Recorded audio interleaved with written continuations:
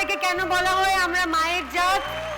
কারণ মেয়েরা মা হয়ে গেলে আগে অন্যদের কথা ভাবে, তারপরে নিজের কথা ভাবে। পরমা, তুমি কোথা থেকে এসছো, কি করো?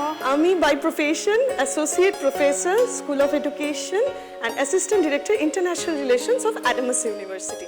আর আমার এরিয়া ডোমেন হচ্ছে এডুকেশন, শিক্ষাবিজ্ঞান। সেখানে আমি বিএড স্টুডেন্টদেরকে পড়াই, যারা উড বি টিচার্স। আমি হচ্ছে শিক্ষকদের শিক্ষক। বুঝতে পারছেন কি ভয়ঙ্কর ব্যাপারটা? আমরা টিচারকেই ভয় পাই। পরমা হচ্ছে টিচারের উপরের টিচার। আমি যদি খুব ভুল না করি, এই মঞ্চেই তুমি বলেছো তুমি অঙ্কে ভয় পাও। ফেল। ভয় পাওয়া ইজ অ্যান আন্ডারস্টেটমেন্ট। আমি অঙ্কে ফেল। আমি প্রচন্ডভাবে ভয় পেতাম। তো যথারীতি মাধ্যমিক দিয়ে দিয়েছি, ফিরছি শান্তিনিকেতন থেকে, বাবা আমাকে নিয়ে ফিরছেন, লঞ্চে করে বাগবাজার ঘাটে নামবো। বাবার কাছে গিয়ে বলছি, বাবা মনে হচ্ছে বই খাতাগুলো আনলেই ভালো হতো, গঙ্গা জলে ভাসিয়ে দিতাম, স্পেশালি অঙ্কের বইগুলো। হ্যাঁ, আমিও ভেবেছিলাম তো যে ক্লাস 10 হয়ে গেলে গঙ্গায় গিয়ে ভাসিয়ে দেবো অঙ্কের খাতাগুলো। আর দেখো, আমি এই মঞ্চে সব দিদিদের সঙ্গে তুমি করে কথা বলি, কিন্তু যেই বলেছে টিচারদের টিচার, আমার মুখ দিয়ে আপনি বেরিয়ে গেল।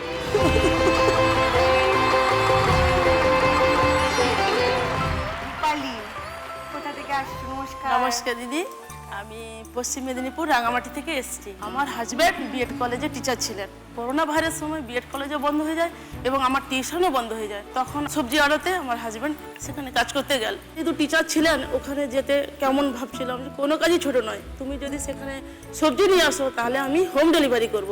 কারণ আমার মেদিনীপুরের কাছে প্যারামেডিক্যাল আছে, 4 জনকে দিয়ে প্রথম আমি কাজ শুরু করি, হোম ডেলিভারি করি। তুমি রান্না করছো? হ্যাঁ, আমি একা সব কিছু করি। এখন 10 জন মেসে খায়, তার পাশাপাশি আমার খাবার অর্ডার করে 20-25 জনের একা আমি সব কিছু নিজের হাতে করি। মনের জোর আর ইচ্ছেটাই শেষ কথা। তোমার যদি নিজের ওপর ভরসা থাকে, তুমি একটা উপায় নিশ্চয়ই বের করে নেবে। অল দ্য বেস্ট রূপালী, মন দিয়ে খেলবে। আর যদি আজকে জিতে যাও, কি করতে চাও বলো? মায়ের চোখে অপারেশন করবো, আর শাশুড়িকে ডাক্তার দেখাবো, আর আমার মেয়ের জন্য পড়াশোনার জন্য কিছু রাখবো।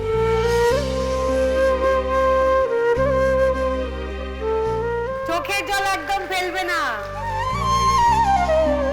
আর আমাদেরকে কেন বলা হয় আমরা মায়ের জাত? কারণ রূপালী এত কষ্ট নিজে করেছে। এই মঞ্চে এসে দাঁড়িয়ে যখন জিজ্ঞেস করছি যে টাকা পেলে কি করবে, ও প্রথমেই বলল মার চোখের অপারেশন, শাশুড়ির জন্য আমি দেখাশোনা করব, আমার সন্তানের জন্য টাকা রাখবো। মেয়েরা মা হয়ে গেলে আগে অন্যদের কথা ভাবে, তারপরে নিজের কথা ভাবে।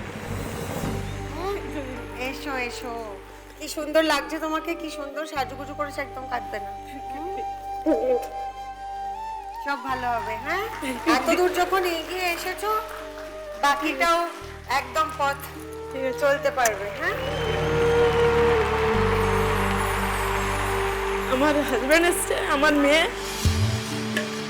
কেমন লাগছে? খুব ভালো লাগছে ম্যাডাম। বউয়ের পাশে কিন্তু একদম স্তম্ভ হয়ে থাকতে হবে দাদা। নিশ্চয়। খুব ভালোবাসে।